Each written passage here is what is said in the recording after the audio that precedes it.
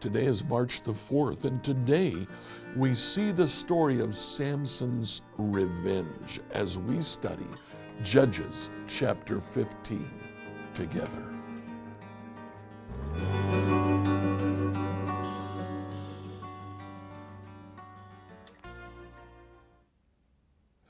So in Judges 15, the first couple of verses, the story of Samson continues. Later on during the wheat harvest, Samson took a young goat as a present to his wife. He said, "I'm going into my wife's room to sleep with her." But her father wouldn't let him in.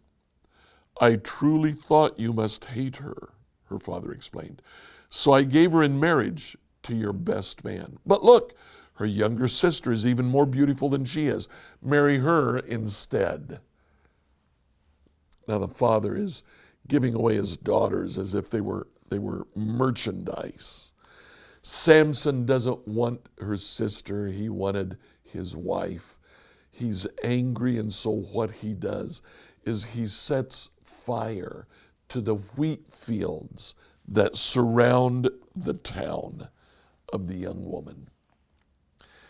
When the people of the town realize that their wheat harvest, their olive trees and their vineyards are destroyed, there will be no harvest this year, they say, "Who did this?" in verse 6. "Samson," was the reply, "because his father-in-law from Timnite gave Samson's wife to be married to his best man." So the Philistines went, they got the woman and her father, and they burned them to death. Now this is the woman that Samson still loved. Verse 7, "Because you did this," Samson vowed, "I won't rest until I take my revenge on you." He attacked the Philistines with great fury and killed many of them. And then he went to live in a cave in the rock of Etam.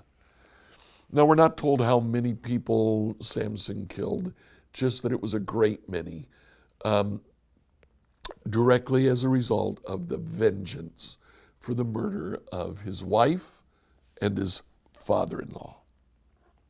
Verse 9, the Philistines retaliated by setting up camp in Judah and spreading out near the town of Lehi. The men of Judah asked the Philistines, "Why are you attacking us?" And they replied, "We've come to capture Samson. We've come to pay him back for what he did to us." So the Philistines attack another town. It's interesting how everybody seems to be going after third parties, knowing that it'll make its way back to the people that they really want to injure. Well, indeed, 3,000 men from Lehi went to talk to Samson. Samson says, "What are you doing here?" He said, we've come to tie you up and deliver you to the Philistines." Samson says, "Okay, just promise me that you won't kill me yourselves." He said, "No, we won't." So they tied him up with new ropes. They deliver him to the Philistines. We pick up the story in verse 14. As Samson arrived at Lehi, the Philistines came shouting in triumph. But the Spirit of the Lord came powerfully upon Samson. He snapped the ropes on his arms as if they were burnt strands of flax. They fell from his wrist.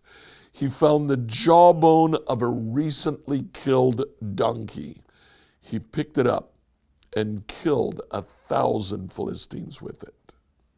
Then Samson sings a little song. He's proud of what he's done. But in verse 18, Samson was now very thirsty, and he cried out to the Lord, "You have accomplished this great victory by the strength of your servant. Must I now die of thirst and fall into the hands of these pagans?" So God caused water to gush out of a hollow in the ground at Lehi. And Samson named the place the spring of the one who cried out. Did you hear what Samson said? You have accomplished this victory through my strength. Samson doesn't seem to recognize that it's the Spirit of the Lord coming on him that enables him to do these things. Instead, he's looking at himself saying, look at me. Aren't I wonderful? Verse 20. So Samson judged Israel for 20 years during the period when the Philistines dominated the land. Again, Samson does not deliver Israel from the Philistines. He judged Israel, but the Philistines dominated the land during the whole period of time. Samson is still impulsive. Samson kills, not to deliver Israel, he kills for revenge.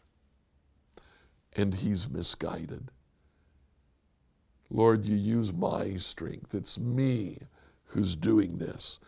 You owe me some water.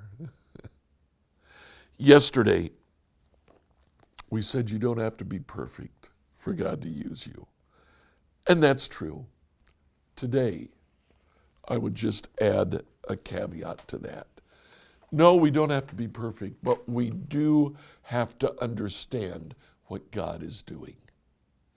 We do have to see God's movement, understand His purpose, and understand our role in fulfilling that purpose. Want to be used by God? Look to see what He's doing. Understand His purpose and fit in with what God wants for you.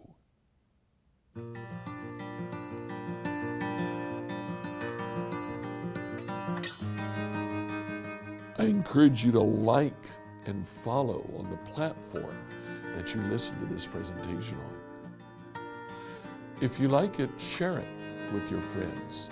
If you have a question for us, email us at questions@becomehope.com.